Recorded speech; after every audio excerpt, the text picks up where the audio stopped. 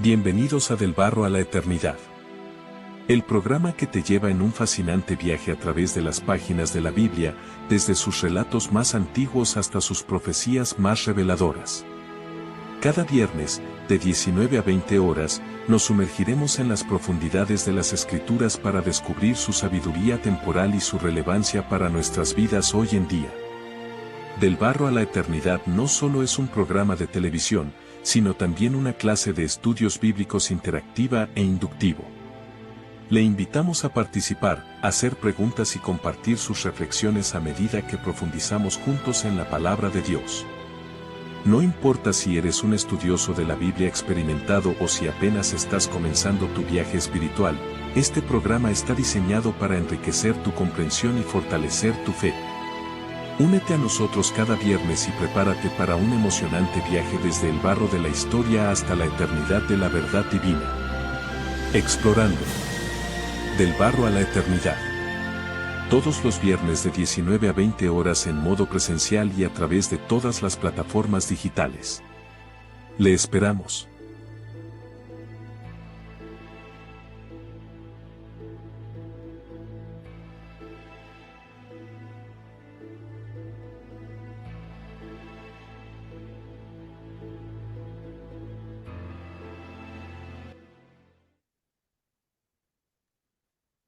¿Cómo están? Muy buenas noches. Aunque decir, debido a que nos encontramos en un frente de mal tiempo muy severo, está, que tiene inundada mucha gente está sufriendo, mucha gente está padeciendo, lamentablemente como consecuencia de este frente de mal tiempo. Por eso, nuestro estudio bíblico, nuestra clase de hoy de explorando del barro a la eternidad, la hemos querido hacer vía Zoom, de manera excepcional. No sabemos por cuánto tiempo, pero siempre nuestro deseo es presencialmente estar realizándolo, salvo estas excepciones que, repito, por salvaguardar la integridad física de los hermanos que tienen que llegar al templo, trasladarse y bueno, eh, lo- mm, hay un peligro inminente que siempre recomiendan quedarse mejor en casa. Estamos en este estudio del barro a la eternidad y ya hemos recorrido largos meses donde cada día viernes, como hoy, miramos el sermón pasado bajo una mirada muy particular, donde interactuamos, donde conversamos, donde dialogamos, donde de una u otra forma vemos cómo podemos podemos nosotros también ser eh, contrastados, confrontados, desafiados por la palabra del predicador de cada domingo, y donde nosotros acá lo analizamos bajo un, un método inductivo, preguntas, respuestas, comentarios, reflexiones, y, y queremos que usted que nos está viendo en YouTube, en Facebook, pueda permanecer junto a nosotros, como aquellos que también están a esta hora conectados a través de Zoom, que es la plataforma que estamos usando para que así los hermanos también puedan jugando con nosotros. Así que les invitamos después para que también enciendan sus cámaras para que no se vea una imagen ahí oscura o solamente yo me vea y los demás no. Así que les invito para que también ustedes lo puedan ir haciendo e ir abriendo sus pantallas. Los micrófonos los dejan sí silenciados y cuando quieran opinar los abren para que así también el audio sea nítido y no se escuchen los sonidos externos. Bien, partimos hace meses atrás hablando sobre cómo Dios creó el universo de una forma s- realmente formidable, fantástica. Y cuando hablamos que Dios creó los cielos y la tierra, muchas veces no dimensionamos lo que significa eh, los cielos y la tierra. no dimensionamos lo que significa que nosotros vivamos en una galaxia, que nos demoramos 200 millones de años solamente en dar una vuelta por la galaxia, donde hay tantas estrellas en el universo que nos demoraríamos 2500 años solamente en contarlas, donde galaxias como las que vivimos nosotros, que nos demoramos 200 millones de años solamente en rodearla, hay 200.000 millones. O sea, un mundo inimaginable, inconmensurable, eh, y que habla de un Dios creador todopoderoso, que creó, dice, al hombre y a la mujer a imagen y semejanza de él, y que aún con la caída, con Adán y Eva, esa imagen y semejanza no se perdió, aunque se distorsionó, eh, pero vestigios de esa imagen y semejanza quedan aún en el ser humano. Y luego Dios hace un pacto con, con Abraham donde le promete que su simiente, su generación, su descendencia iba a ser tan numeroso como las estrellas del cielo y como la arena del mar. Ahí nos damos cuenta cuando le dice que tu descendencia será tan numerosa como las estrellas del cielo. Hasta ese momento la gente creía que eran muchas, pero nunca se imaginó que fueran más de 200.000 millones de estrellas descubiertos hasta el día de hoy. Entonces, en ese pacto significaba que Dios, a través de su descendencia, iba a enviar un Salvador, eh, el cual 2000 años después vino a este mundo en la persona de Jesús. Pero la bendición y la descendencia, que parecía tan difícil, finalmente Dios la cumplió en la persona de Isaac. Luego Isaac tuvo a Jacob, Jacob tuvo muchos hijos, y entre ellos vemos como José, que era uno de sus hijos preferidos, sus hermanos por envidia lo vendieron como esclavo. Y allí en Egipto él logra convertirse eh, en el segundo después del faraón. Y ahí veíamos cómo de José, de pastor, pasa a convertirse en príncipe. Y allí es usado por Dios y salva no solamente a Egipto de la hambruna, sino que también a Israel, a la familia y a todos los pueblos circundantes. Muere José, pasa esa descendencia, pasa ese faraón y aparece un faraón que sencillamente desconoce la obra de José y oprime a sus descendientes, a su descendencia, que ya eran muy numerosos, sobrepasaba largamente el millón de personas, que estaban principalmente viviendo en Gosén, que era una tierra muy, muy especial para los ganaderos, para ellos que cuidaban ovejas. Pero el faraón los oprime y los convierte en esclavos. Pero Dios no quiere a un pueblo esclavo, un pueblo sumiso a los dioses falsos a los cuales los egipcios adoraban y creían. Y entonces dice la escritura que Dios levanta a Moisés, eh, que había sido un niño hebreo que se salvó de que lo mataran, porque después el faraón mandó matar a todos los niños varones que nacieran, para que si el pueblo de los hebreos no siguiera creciendo. Pero lamentablemente eso trajo como consecuencia de que Moisés lo pusieran en una canasta calafateada y lo pusieran allí río abajo en el río, en el río Nilo, y justamente la hija del faraón lo ve, lo toma y lo adopta como su hijo, em, y lo convierte en príncipe. Y Moisés, luego ya adulto, recibe el llamado de Dios para que él encabezara la liberación de su pueblo y que volviera a la tierra prometida. Y él tuvo que huir porque intentaron matarlo, huye al desierto y se convierte en pastor. Y ahí vemos la antítesis de José como de príncipe Moisés pasa a ser un pastor. Y allí Dios libera a su pueblo, encabezado por Moisés después de 10 plagas.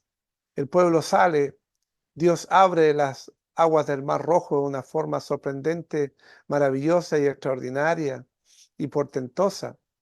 Y el pueblo entra a la tierra, en busca de la tierra prometida, va por el desierto, transitando para ir camino después de 40 años a la tierra prometida. Y allí vemos a a un pueblo que recibe el tabernáculo, el lugar donde le iba el pueblo a adorar a Dios. El tabernáculo representa a Cristo. Cristo es el centro de nuestra adoración. Y el tabernáculo estaba en medio del pueblo, indicando que Dios iba a estar en medio del pueblo. Pero también vemos, ya hice un recorrido de más de 8 sermones en estos casi 5 minutos, y ahora entramos al sermón del domingo recién pasado, que le correspondió a nuestro hermano Fernando Vázquez exhortarlo, y él también nos va a ayudar, como a cada uno de ustedes, a ir leyendo pasajes de la Biblia, nos va a ir ayudando a comentar, a responder algunas preguntas o a hacer algunas preguntas para que de esa manera podamos interactuar ahora como, como es nuestro deseo y podamos aprender a la luz de la palabra de Dios.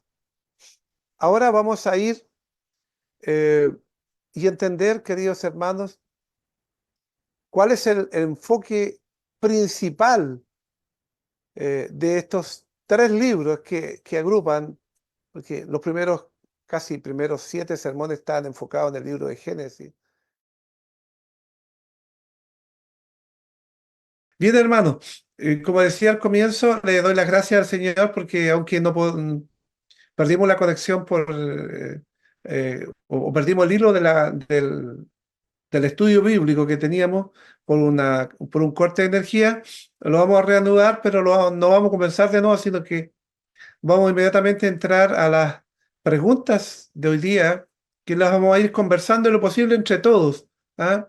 Y les voy a pedir que tengan su Biblia abierta también para que me ayuden a leer y así pueda ser más dinámico la clase de hoy día. La primera pregunta era cuál es el enfoque, cuál es la temática principal de los libros Levítico, Número y Deuteronomio, entendiendo que Génesis principalmente es un libro de los comienzos.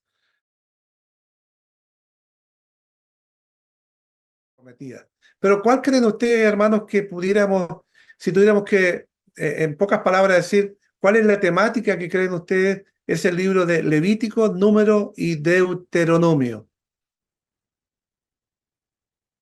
Las personas que vayan, eh, ¿cómo se llama? Participando, van abriendo el micrófono y van opinando, y que tiene que ver mucho con el sermón el sermón antepasado, que es donde me tocó hablar sobre la creación del tabernáculo y también sobre lo que predicó nuestro hermano Fernando el domingo pasado. Que entre paréntesis, un hermano de Nueva Zelanda me escribió, me dijo que le había gustado mucho el sermón de un joven que había predicado. Y dije, ¿qué joven? Bueno, después entendí que era Fernando. Así que, Fernando, si tuvieras que resumir tú cuál era la temática de estos 3 libros, ¿cuál crees tú que pudiera ser? Si abre el micrófono. Ahí sí. Sí, estábamos buscando el apunte del sermón. No. No.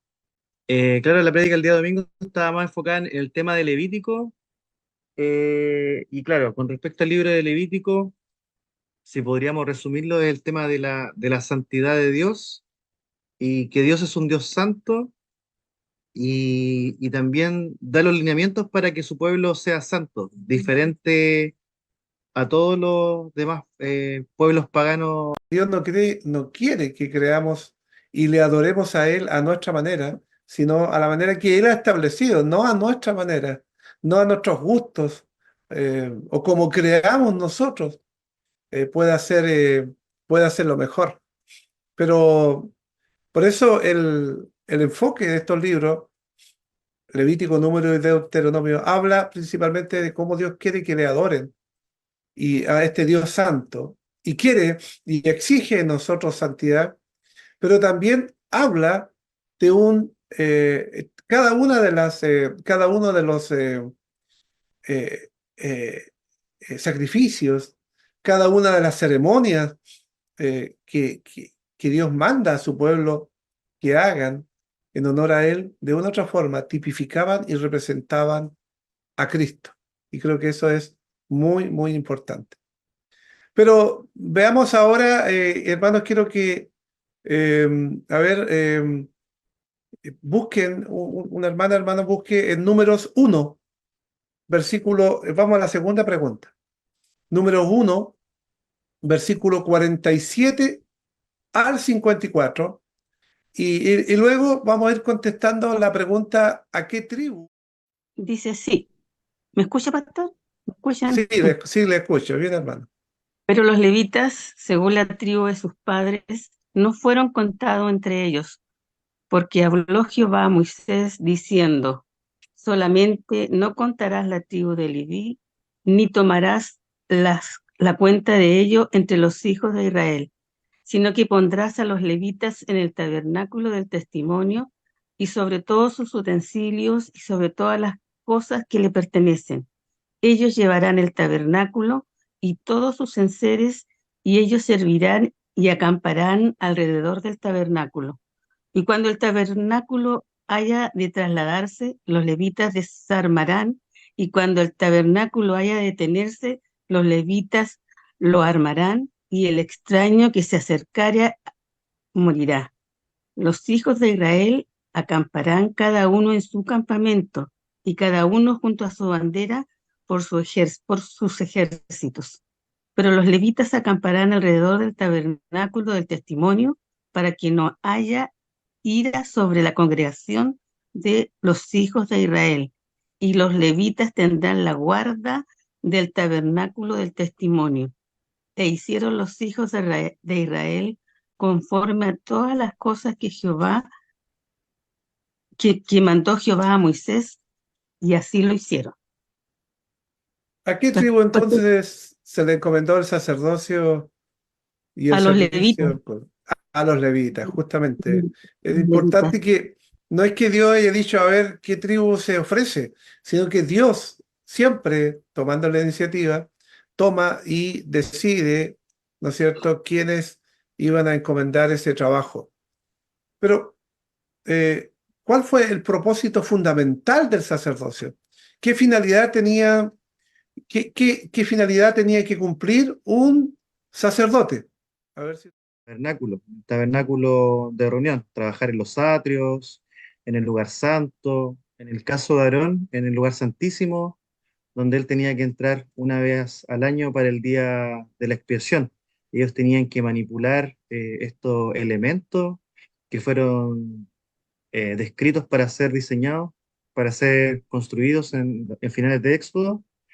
Y bueno, para no adelantarme, obviamente, viendo acá las preguntas, pero finalmente era también guiar al pueblo en esto y también desarrollaban otras actividades adicionales a presentar los holocaustos y prestar servicio en el tabernáculo.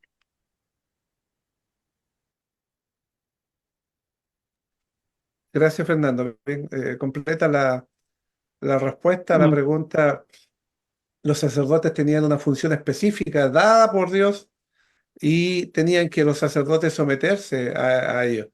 Bueno, para los que recién se están integrando, estamos transmitiendo por Zoom y hemos tenido algunos problemas de cortes de energía, por eso yo estoy aquí casi en penumbras, debido a que en este momento aquí nosotros no tenemos luz, estamos solamente trabajando con baterías, así que por eso es que ustedes ven ahí no la mejor calidad de imagen, pero igual quisimos, repito, en respeto a las personas que sí están conectadas a Zoom, poder continuar nuestro estudio en ese sentido. Así que gracias por ello. Pero surge inmediatamente la pregunta: ¿por qué Nadab y Abiú fueron consumidos por el fuego del Señor si se suponía que eran sacerdotes y ellos, tal como Fernando bien lo explicó, su misión era servir a Dios, de una otra forma ser mediadores de el sentir del pueblo en venir a adorar a Dios, a pedir perdón por sus pecados, y Dios mismo. Pero ¿por qué estos dos sacerdotes, Nadab y Abiud, fueron consumidos por el fuego del Señor como castigo? Si se suponía que ellos tenían que hacer ese trabajo. Yo sé que tenemos la respuesta a flor de labios, pero vamos primero a Levíticos 10. Que otra persona lea Levíticos 10, los primeros 3 versículos, para que allí en la palabra después la persona responda la razón de que Dios... no. Hermana Mari, la Ya, escuchamos. Nadab y Abiú, hijo de Aarón, tomaron cada uno su incensario, y pusieron en ellos fuego, sobre el cual pusieron incienso y ofrecieron delante de Jehová fuego extraño, que él nunca les mandó. Y salió fuego delante de Jehová y los quemó, y murieron delante de Jehová. Entonces dijo Moisés a Aarón: esto es lo que habló Jehová, diciendo: en los que a mí se acercaran, me santificaré, y en presencia de todo el pueblo seré glorificado. Y Aarón cayó.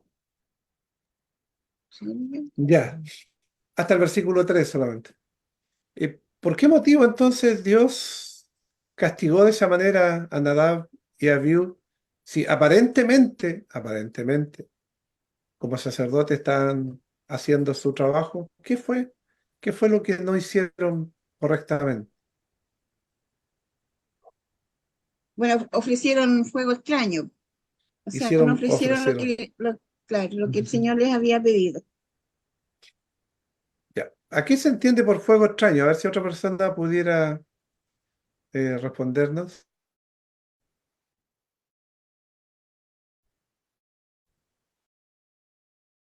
¿Me escuchan? ¿Ahora? Ahora sí. Estamos nuevamente con varios problemas así de conexión, así que ustedes irán entendiendo que al menos el esfuerzo es que hagamos este estudio y bueno, si ya después nos vemos completamente impedidos, ya no va a ser porque no lo queramos hacer, sino porque ya estamos impedidos completamente. Bueno, ese es el motivo. Nadal y Abiú quisieron hacerlo a su manera, no de acuerdo a como Dios así lo había estipulado. Y entonces, qué bueno es entender que no podemos adorar a Dios como nosotros queramos, o como creemos que a la gente le va a gustar o le va a agradar, sino conforme a Dios así lo ha estipulado y lo ha dado a conocer. Eh, Sigamos avanzando porque ya hemos avanzado muy poquito y el tiempo nos apremia. Eh, pero también habían otro tipo de leyes que eh, parecieran que, que el Señor estuviera hablando más bien de dietas, de tipos de comida, eh, pero ¿cuál fue el propósito de las leyes dietéticas?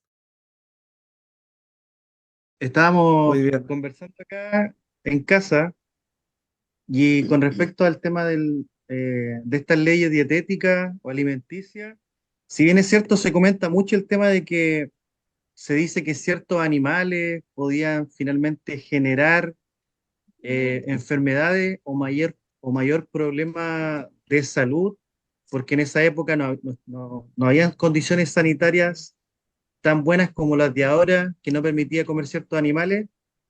Finalmente el propósito de fondo era poder demarcar al pueblo de Israel las costumbres que tenían los pueblos paganos de esa época, que podían comer cualquier tipo de cosa. Y no solamente con respecto a las leyes alimenticias, sino con todo tipo de actos que estaban prohibidos. y que los pueblos paganos practicaban. Entonces, finalmente, el propósito de fondo era poder Dios tomar este pueblo apartado con sus propias leyes y estilo de vida que los diferenciaba del mundo y de los pueblos paganos como tal. Muy bien, Fernando, muchas gracias. Eh, Conviene también ver, vamos a la quinta pregunta ya, eh, ¿cuál es la diferencia fundamental entre Dios y los seres humanos caídos? Para que primeros 7 versículos donde nos muestra de una u otra forma cuál es la diferencia fundamental entre Dios y los seres humanos caídos. Isaías 6, 1 al 7. En el año que murió el rey Usías, vi yo al Señor sentado sobre un trono alto y sublime, y sus faldas llenaban el templo. Por encima de él habían serafines, cada uno tenía 6 alas, con 2 cubrían sus rostros, con 2 cubrían sus pies y con 2 volaban.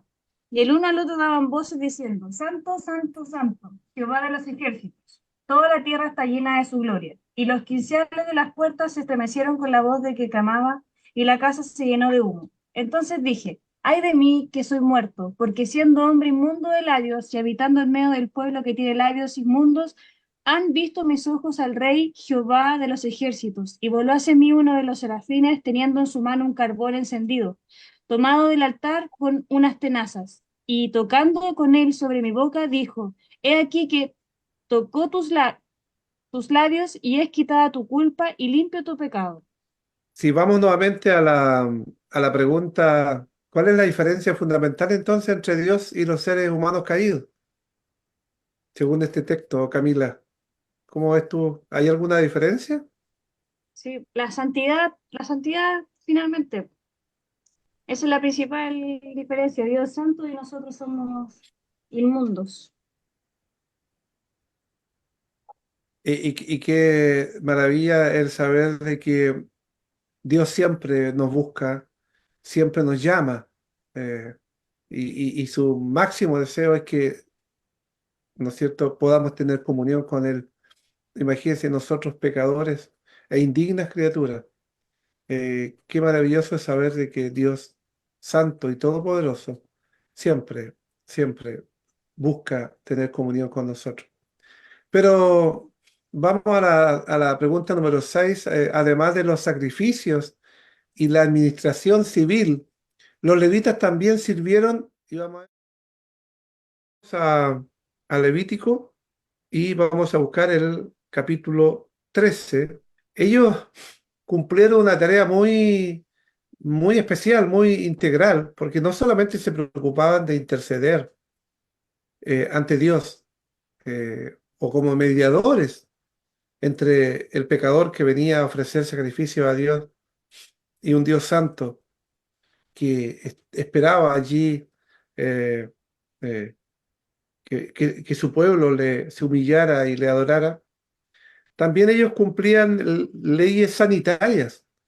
Ellos, por ejemplo, una enfermedad muy común en ese tiempo era la lepra.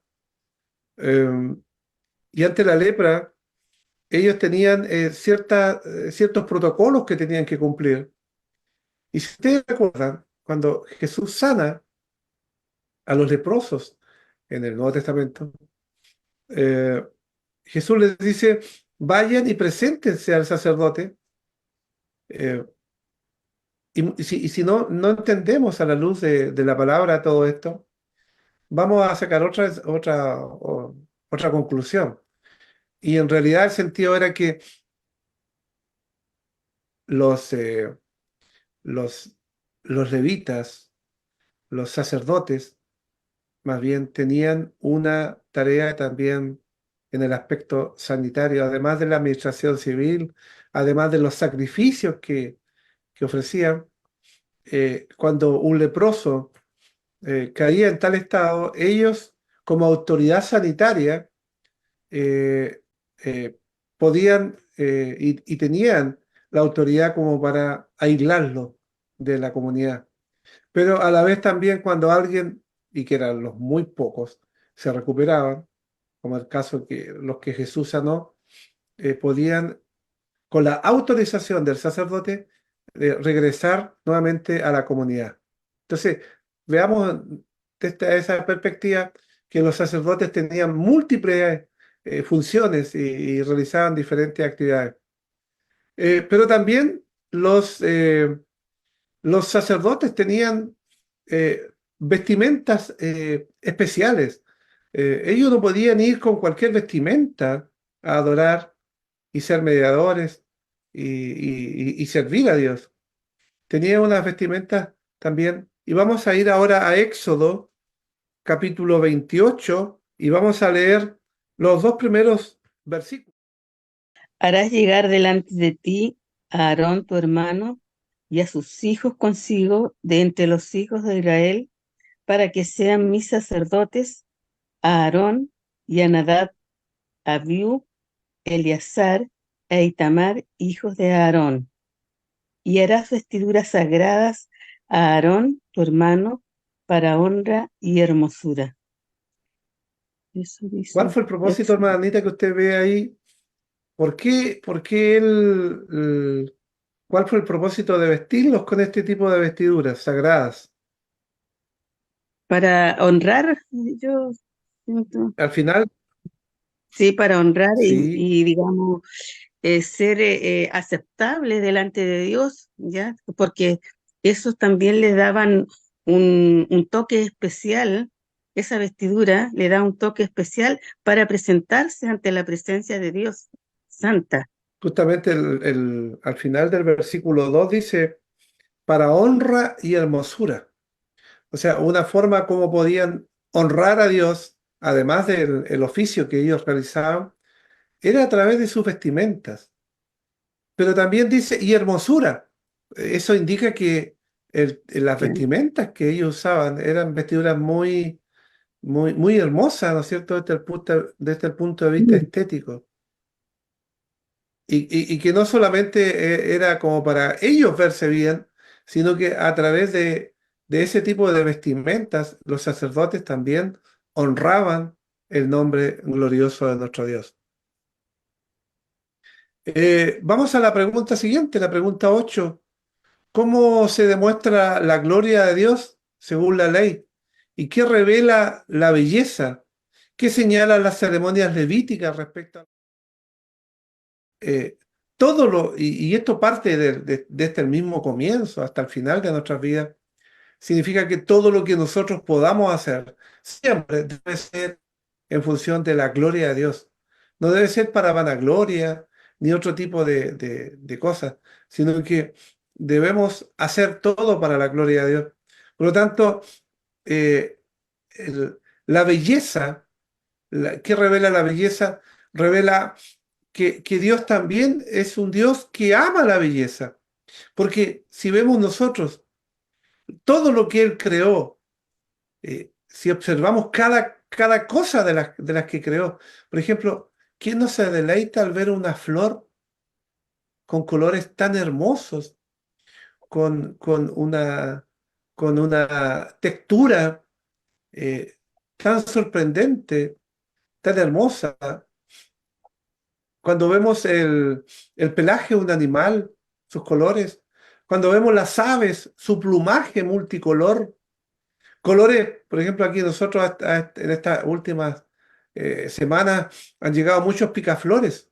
Nosotros tenemos aquí unas fuentes especiales donde vienen a beber y vemos sus crestas, vemos sus alas, con colores, pero realmente eh, eh, que nos maravillan.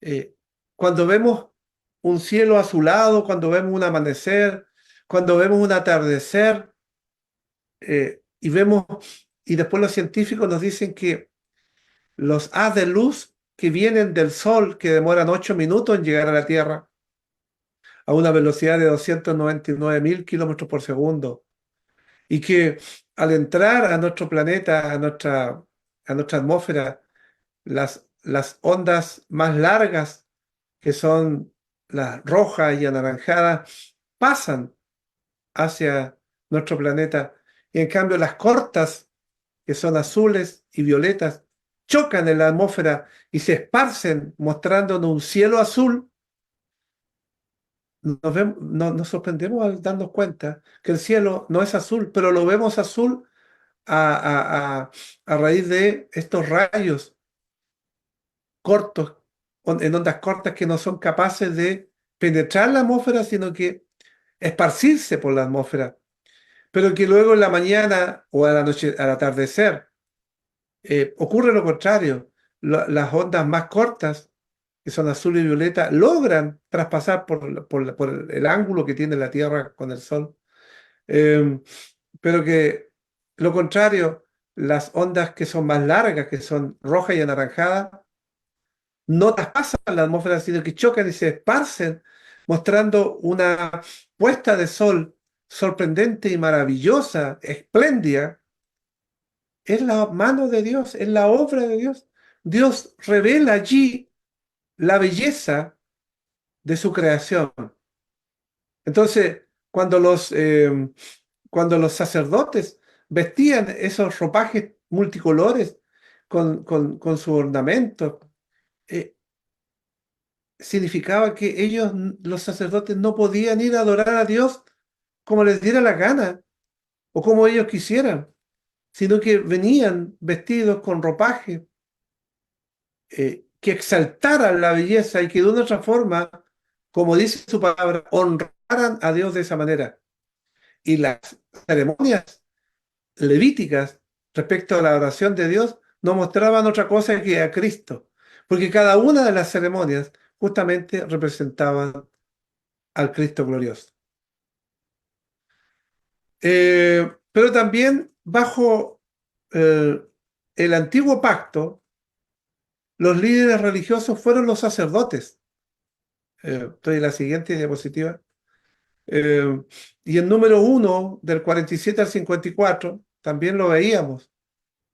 Los líderes religiosos del nuevo pacto ahora son otras las personas. El número de sacerdotes o de sumos sacerdotes, porque estos tipificaban a Cristo. Y el sumo sacerdote perfecto que tenía que cada año ofrecer sacrificio por sí mismo y luego ofrecer sacrificio por los pecados de todo su pueblo. Ahora Cristo lo hizo una sola vez y para siempre. Pero ahora, en estos días, en estos tiempos, ya no necesitamos un sumo sacerdote, porque Cristo es el sumo sacerdote perfecto y es el Cordero Pascual. Por lo tanto, ya no necesitamos sacrificios de ese tipo. Ahora dice la palabra del Señor, son pastores, son presbíteros o son ancianos. Primera Timoteo 3, 1 al 7, por favor, Fernando. Dice así, palabra fiel, si alguno anhela obispado, buena obra desea, pero es necesario que el obispo sea irreprensible, marido de una sola mujer, sobrio, prudente, decoroso, hospedador, apto para enseñar, no dado al vino, no pendenciero, no codicioso de ganancias deshonestas, sino amable, apacible, no avaro, que gobierne bien su casa, que tenga a sus hijos en sujeción con toda honestidad, pues el que no sabe gobernar su propia casa, ¿cómo cuidará de la iglesia de Dios? No un neófito, no sea que envaneciéndose caiga en la condenación del diablo. También es necesario que tenga buen testimonio de los de afuera para que no caiga en descrédito y el lazo del diablo. Ya, ahí tenemos entonces que así como se exigía a los sacerdotes en el Antiguo Testamento tener una conducta, una vida santa como Dios era santo, y, y, eh, desarrollaban ciertas tareas y ciertas funciones que ya hemos visto en la primera parte de esta clase. También vemos cómo hoy día en el Nuevo Testamento, en este nuevo pacto, en este nuevo tiempo, también los líderes religiosos se nos exige. Y ahí leíamos las condiciones y los requisitos. Pastores, presbíteros o ancianos, ¿no es cierto? Que de una u otra forma hemos sido llamados por Dios, pero a la vez tenemos una tremenda responsabilidad de guiar a la Grey, de guiar a la iglesia que Dios nos ha puesto como cabeza de la mejor manera. Y si no lo hacemos, vamos a tener que rendir cuenta ante Dios por nuestra negligencia. Tito, hermana Mari, Tito 1, 5. ¿Y cuál creen ustedes que podrían ser las diferencias? Porque, porque ya Fernando enumeró, ¿no es cierto?, que los requisitos eran que ambos tenían, o sea, las semejanzas, que ambos tenían requisitos, em, que ambos grupos servían a Dios, tenían como finalidad principal servir y adorar a Dios. Pero, pues eso es la semejanza. ¿Qué diferencias habían entre ellos? A ver, el primer grupo y el segundo grupo, entre los sacerdotes y los pastores y presbíteros. ¿Qué diferencias creen ustedes que sustanciales hay? Ya vimos la diferencia, perdón, ya vimos la semejanza. Ahora veamos las diferencias.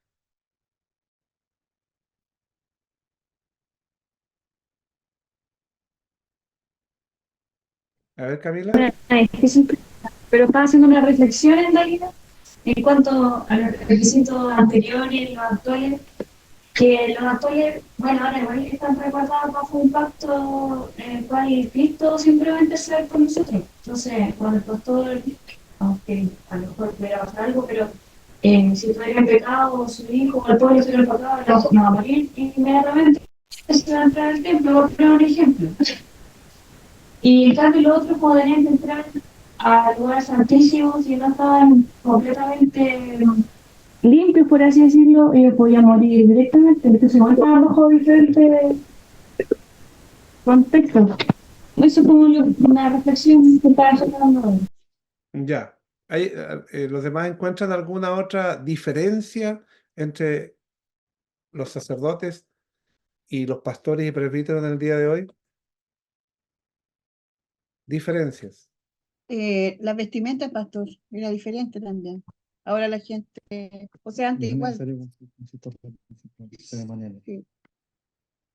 Sí, la vestimenta. Sí, puede ser el tema de podría ser el tema de las vestimentas y que ya quizás no es necesario repetir los rituales y las ceremonias de ese tiempo. Justamente. ¿Podría ser? Sí, sí, eso es. Nosotros no requerimos de las vestimentas exactamente como las que tuvieron los sacerdotes en el Antiguo Testamento.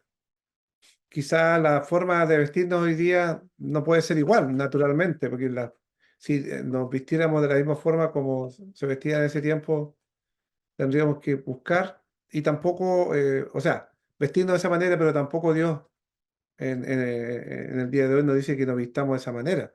Tampoco la usanza de los tiempos de Cristo, sino tendríamos que usar otro tipo de vestimenta también.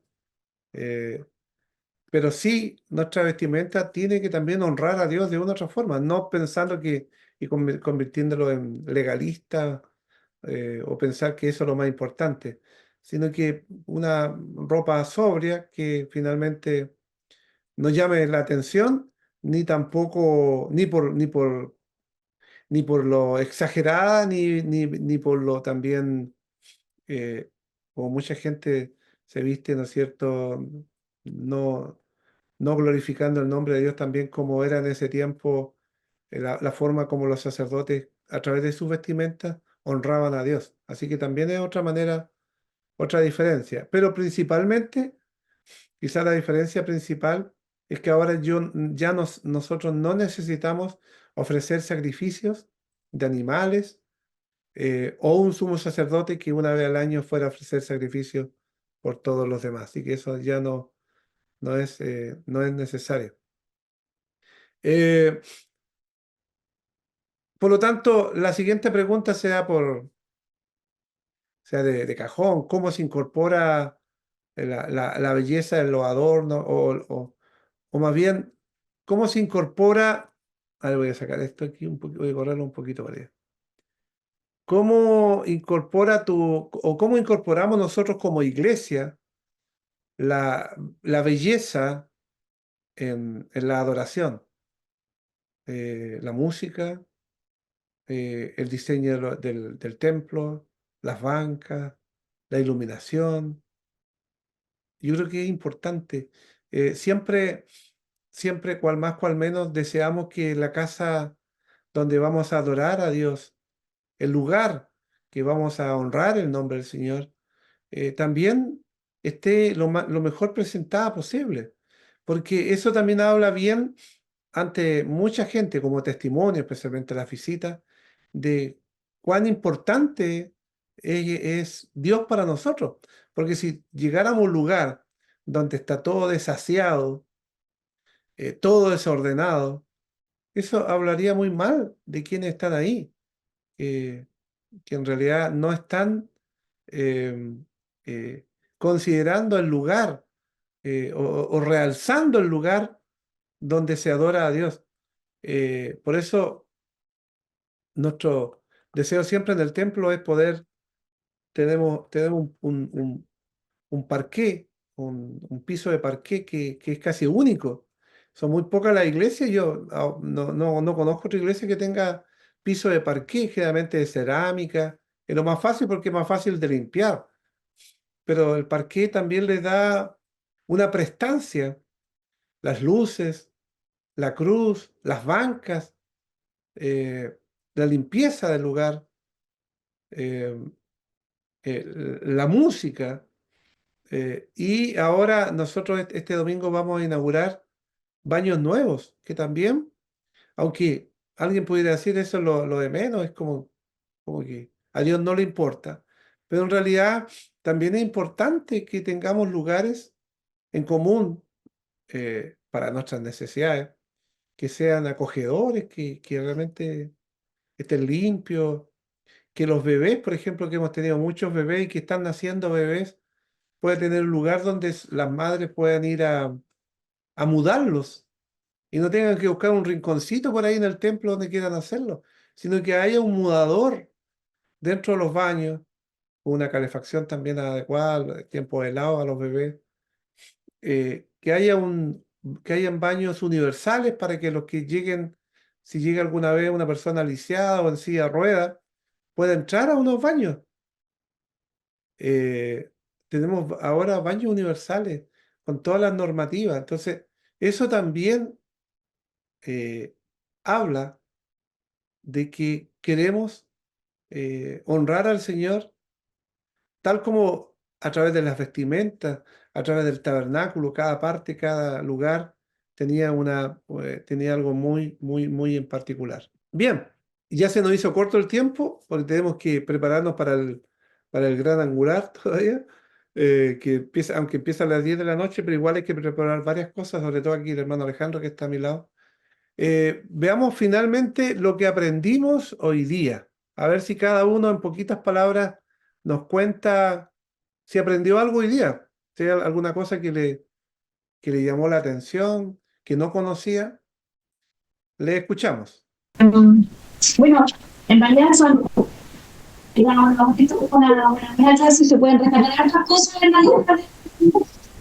De lo que hemos estado estudiando, creo que lo más importante, después lo voy a ir separar, obviamente, como las cosas que adornan y son suficientes para la oración de Dios, sobre todo relacionada con la santidad y llevar a cabo un culto. Creo que es importante siempre no ofrecer este fuego extraño a Dios.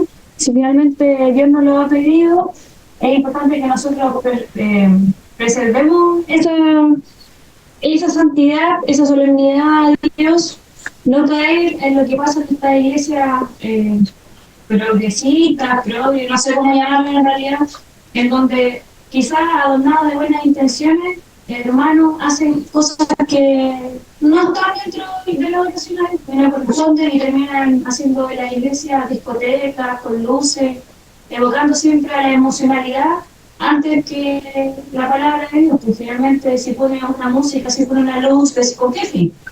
¿Glorificar esto a Dios o es para que el hermano se ponga a llorar? Por siempre. Entonces creo que ofrecer este fuego extraño a nosotros nos debe dar mucho temor, definitivamente cómo vamos a llevar a cabo el culto que el Señor nos pide. Creo que eso es algo que uno puede extraer de eso, que uno tenga temor de la santidad de Dios, como le pasó a Isaías, pues cuando le pusieron el carbón en la boca, el carbón le quemó lo santo que era, y él cayó antes de eso. Entonces creo que nuestra oración siempre tiene que ser que seamos celosos de las cosas de Dios, finalmente. Estamos ante un Dios santo y nada puede quitar eso de él. Creo que eso es como lo que más me queda, que seamos celosos de las cosas de Dios, que finalmente con Cristo basta finalmente todo lo demás ya es, como decimos nosotros, ella chaya, y finalmente con qué fin. No siempre el fin del humano no siempre va a ser, si nosotros sabemos glorificar a Dios, pero realmente es el fin, o sea, es necesario que pongan luces de colores, por ejemplo, en el templo, no sé si hablan de Dios. ¿Para qué? ¿Con qué fin? Entonces, eso creo que es bueno que le enseñamos a la más pequeña siempre de tener que temor a Dios Santo. O sea, la santidad de Dios, yo creo que muchas veces no lo discernimos de esa manera y creemos, y nos llenamos de buenas intenciones y no, pero esto es bueno, pero esto lo pidió el Señor. Creo que siempre deberíamos ser celosos de eso.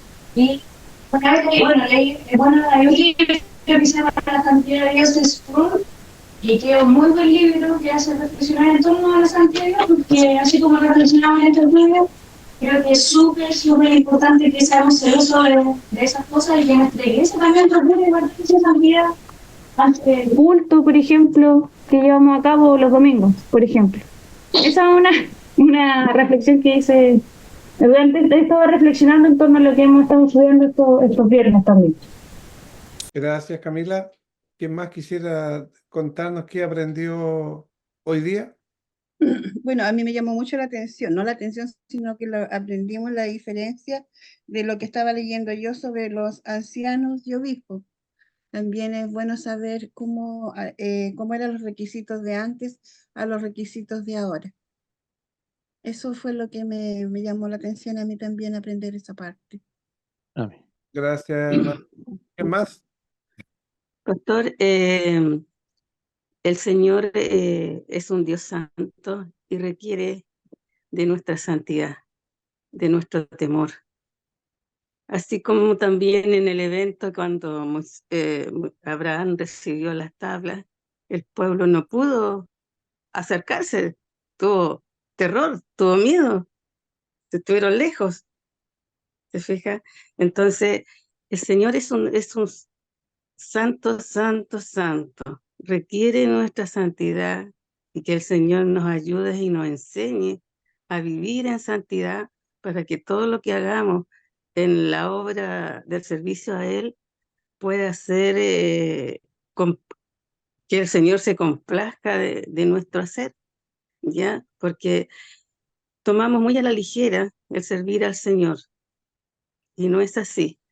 Tal cual los sacerdotes recibieron toda esa instrucción, la aplicaron y aquel que transgredió creyendo hacer lo correcto, ¿qué pasó con él? Fue muerto, ¿cierto? Y hoy en día, lamentablemente, no tenemos conciencia ni tomamos con la seriedad que corresponde el servicio al Señor. De repente siempre creemos hacerlo creyendo que lo hacemos bien, en lo personal, en lo humano, pero no recurrimos a lo que la palabra del Señor nos enseña cómo proceder frente a servirle, desde llegar a la iglesia, desde prepararnos, desde nuestra casa. Los sacerdotes tenían vestimentas especiales y se vestían de lo mejor, ya con lino fino, con las perlas preciosas, se presentaban delante del Señor. Entonces, esa también pudiéramos preocuparnos también de ese aspecto, que nuestro pelo brille para llegar a la casa del Señor el día domingo, no por aparentar, sino que vamos a la presencia de Dios a adorarle, a exaltarle, a tener una comunión, el pueblo de Dios para adorar al Señor. Entonces, yo creo que Por sobre todas las cosas, el Señor requiere de nuestra santidad. Y si hay santidad en cada uno de nosotros, vamos a preocuparnos que el templo esté decentemente y en orden. Vamos a preocuparnos de los baños, que no solamente estén bonitos por apariencia, sino que nuestra santidad, nuestra entrega va a ser preocuparnos para que todos estemos bien, para que todo ese entorno sea armonioso y podamos disfrutar de lo que el Señor nos regala cada día. Entonces, yo creo que más que nada, que el Señor nos ayude a vivir en santidad para que nosotros podamos responder a la santidad de Dios, que es lo que Él nos exige, apartarnos de todas las cosas que le molestan y que desagradan a Dios, ya sea con nuestros gestos, con nuestro hablar, con nuestra mirada. De repente estamos en la iglesia, ni siquiera nos saludamos, o miramos mal, andamos cabeza agacha. ¿Se fija? Entonces, santidad del Señor. Si vivimos santidad, el Señor nos guía a través de su Espíritu Santo a, a, a ser gratos, todos, todos, todos. ¿Se fija? No porque el hermano no me cayó muy bien, no. El Señor no tiene, digamos, miramiento con nadie y a todos nos ama, tal cual. Chica, grande, gordo, fea, más grata en la cara, no sé, pero la belleza empieza en el corazón, en lo que Dios ha puesto en nosotros, y eso se proyecta hacia afuera, en nuestro hacer en la iglesia. Eso, pastor. Gracias, Anita. ¿Alguien más? Si no, para finalizar ya, estamos pasaditos. Sí, tratar de resumir nomás. Más que resumir, más que nada decir que finalmente un bajo conocimiento de Dios finalmente trae un bajo concepto que tenemos de Él. Un alto conocimiento de Dios tendrá como resultado también un alto concepto de quién es Dios. Como se mencionó, lamentablemente hoy en día en muchas iglesias hay un bajo conocimiento de Dios, de la presencia de Dios, de qué significa Dios realmente, a qué Dios nos estamos acercando. Nos acercamos a un Dios santo y muchas veces a raíz de esto vemos tantas cosas que ocurren en la iglesia donde finalmente necesitan incluir elementos adicionales para poder, entre comillas, experimentar una presencia de Dios, considerando que Dios no necesita nada. Ahora sí, como lo dije también en la prédica del domingo, utilicemos todos los elementos que tenemos finalmente para la gloria de Dios, pero finalmente que el propósito que prime sea honrar y glorificar al Señor, pero no solamente basado en nuestras propias intenciones obsonadas, porque finalmente el corazón es engañoso, sino que primero seamos diligentes en el conocimiento de Dios y a qué Dios nosotros estamos sirviendo.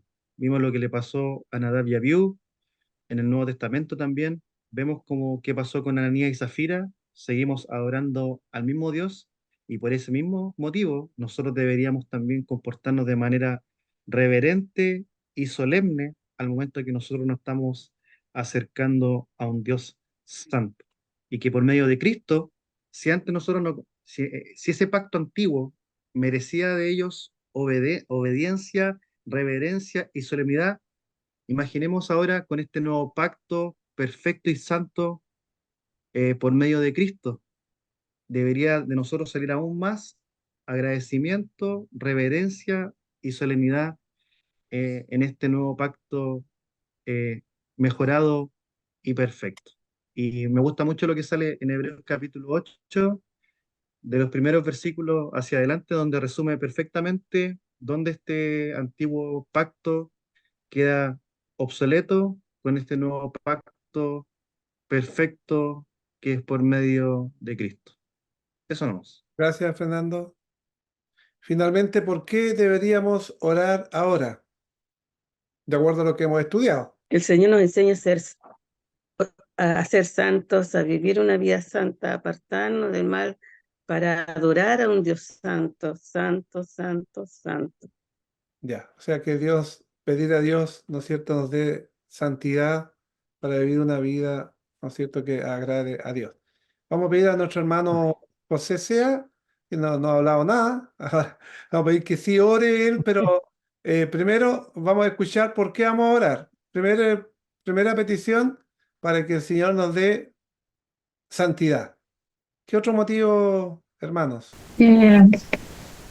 Porque siempre tengamos temor de esta santidad, eventualmente, y seamos celosos de las cosas del Señor para no deshonrarlo. Ya, Ya, y también que oremos por entregarle lo mejor de nosotros a Él.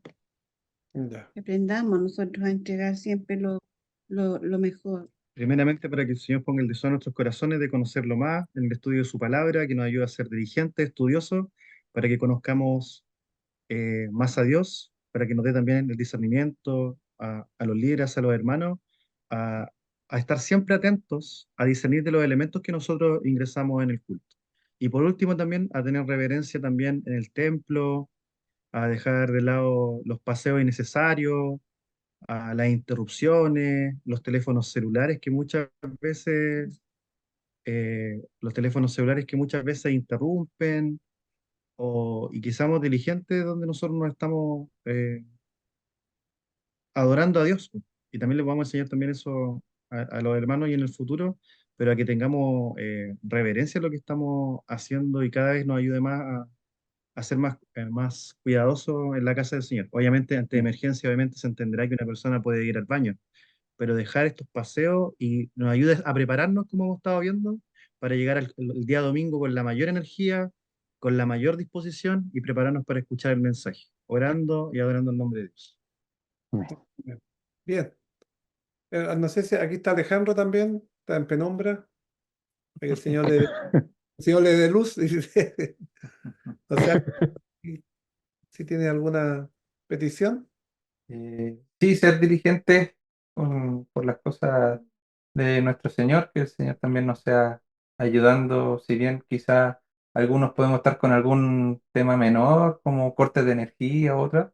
Hay hermanos que están en otras dificultades que el Señor los sea ayudándose, ¿cierto? Y que este pasar de mal tiempo pueda ser solamente eso, pasajero, y eso. Ya. Hermano José, entonces por favor diríjanos en esta oración. Gracias, Padre Celestial, gracias a usted que estamos contigo, Padre Celestial, estamos se viene de ti con gozo, con alegría. En primer lugar, Padre Celestial, te pedimos, Padre Celestial, por este temporal que tenemos aquí en Chillán, Padre Celestial, te pido que tú ayudes, Padre Celestial, a los hermanos, Padre Celestial, que pueden estar faltarle cosas, o a cualquiera de otras iglesias, Padre Celestial. Gracias, Señor, que aquí, Padre Celestial, no nos ha pasado nada, Padre Celestial. A los hermanos de la iglesia tampoco, Padre, porque se ha sabido, Padre, que han estado todos bien, Padre Celestial. Yo sé que tú, Padre, tú lo vas a ayudar, Padre. Gracias, Padre, por este mensaje que se dio hoy día, Padre, un mensaje muy hermoso, Padre Celestial, que dio nuestro pastor, Padre. Así te pido que hasta que tú lo ayudes, Padre, con mucho gozo y con muchas bendiciones, Padre Celestial.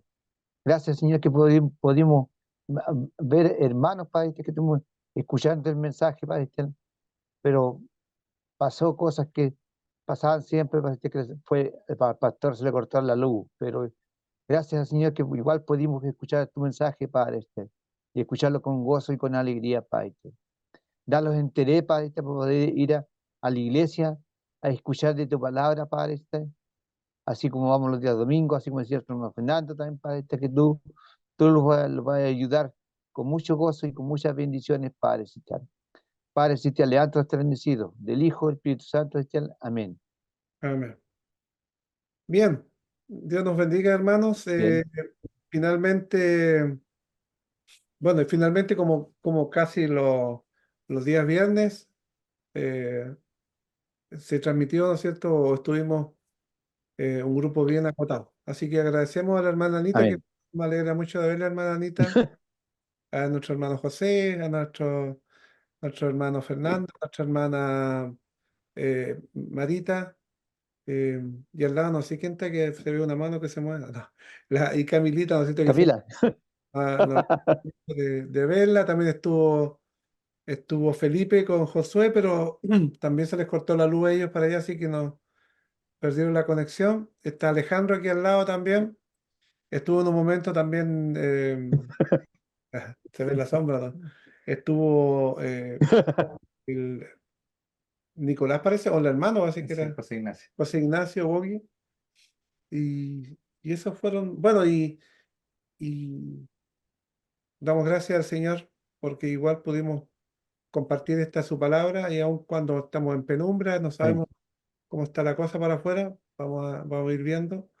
Y le invitamos para más rato, a las 10 de la noche, va a haber un tema muy, muy bueno con la hermana Marcela Aranda, y que algo que mucho se desconoce y que tiene mucho que ver con todos nosotros acá, con el tema de la ESI, Educación Sexual Integral, que es realmente aberrante para los que somos padres, para los que somos abuelos, para los que somos profesores.